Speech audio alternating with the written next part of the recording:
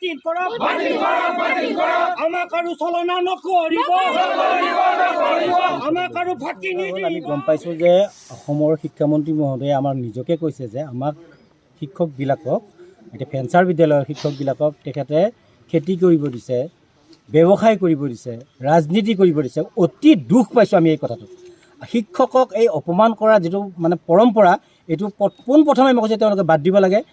এই যিখন 2017-18 চনৰ শিক্ষকক হত্যা কৰা আইন, এই আইনখন বাতিল কৰিব লাগে, নতুবা পূৰ্ণাংগ সংশোধন কৰি LP পৰা ছিনিয়ৰ ছেকেণ্ডাৰীলৈকে যিমান শিক্ষকক বঞ্চিত কৰি ৰাখিছে, বিদ্যালয়ক বঞ্চিত কৰি ৰাখিছে, আমাৰ ন্যায্য এইটো আমাক দিব লাগে, আমাক সন্মান দিব লাগে, আমাৰ পদবিলাক প্ৰাধিকৰণ কৰিব লাগে। আমি বেলেগ কথা একো বুজি নাপাওঁ।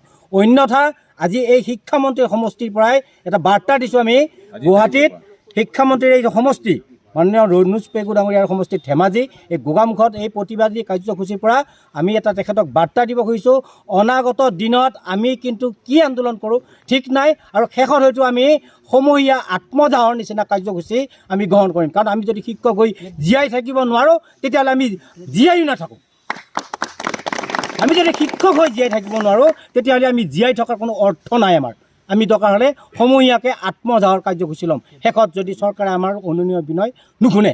আৰু দাবীসমূহ কেনেধৰণৰ? আৰু দাবী মানে এটাই দাবী, আইনখন সংশোধন নকৰাকৈ আমাৰ বিদ্যালয় প্ৰাধিকৰণ নহয়।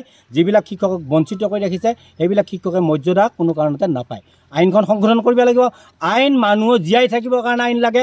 আইনে মানুহক সম অধিকাৰ দিয়ে, আইনে মানুহক সম পৰ্যায়ত জীয়াই থাকিবলৈ মানুহক প্ৰেৰণা দিয়ে। এই যিখন আইন বনাইছে 17-18 আইন, এই আইনখনক আমি বঙাইগাঁৱৰ আমি প্ৰতিবাদী কাৰ্যসূচীত সমূহীয়াভাৱে কৈছিলোঁ, এইখন কোনো কাৰণতে প্ৰাধিকৰণ আইন নহয়। 17-18 যিখন আইন, এই আইনখন হ'ল শিক্ষকক হত্যা কৰা আইন। এই শিক্ষকক হত্যা কৰা আইনখন বাতিল কৰিব লাগিব, এয়া আমাৰ দাবী, শিক্ষকৰ দাবী আমাৰ। আৰু আপোনালোকে পোনপটীয়াকৈ আপোনালোকে শিক্ষামন্ত্ৰীক লগ কৰিছে, তেওঁ কিবা টুলুঙা মন্তব্য দিয়াৰ কথা কৈছে নেকি? টুলুঙা মন্তব্য, তেওঁতো কৈছে যে আইনৰ বাহিৰত কথা নক'ব বুলি কৈছে। আইনৰ ভিতৰত থকা বিদ্যালয়ৰ কথা ক'ব লাগে। এক মিনিট, আমি আইনৰ বাহিৰত বুলি তেওঁ আমাক কি প্ৰতিবন্ধ কৰিব বিচাৰিছে? আইনৰ বাহিৰত মানে কি বেআইনী? আমি শিক্ষকতা কৰি ল'ৰা ছোৱালীক 20-25 বছৰ শিক্ষাদান দি মমৰ নিচিনাকৈ শেষ হৈ যায়, আমি কি বেআইনী কাম কৰিছোঁ নেকি? তেওঁলোকে যে এই উপলুঙা ঠাট্টা মস্কৰা এই শব্দটো ব্যৱহাৰ কৰে, আইনৰ বাহিৰত বুলি কয়। আমি কি আইনৰ বাহিৰত? আমাৰ স্কুলৰ পাৰ্মিশ্যন আছে, ৰিকগনাইজ আছে। এইবিলাক কি আইনৰ বাহিৰৰ বস্তু নেকি? কোনে দিছে আমাক পাৰ্মিশ্যন? কোনে দিছে ৰিকগনাইজ? এই যে দীঘলীয়া যিবিলাক পৰিক্ৰমা, আমি যিমান শাস্তি খাই এই পৰিক্ৰমাবোৰ অতিক্ৰম কৰি আহিছোঁ, এইবিলাক কি আমাৰ আইনৰ বাহিৰত নেকি? যদি কৰিছে তেওঁলোকে আইনৰ বাহিৰত কাম কৰিছে, তেওঁলোকে বেআইনী কাম কৰিছে, আমি বেয়া কাম কৰা নাই। আমি এতিয়াও পেটত গাঁঠি মাৰি ল'ৰা ছোৱালী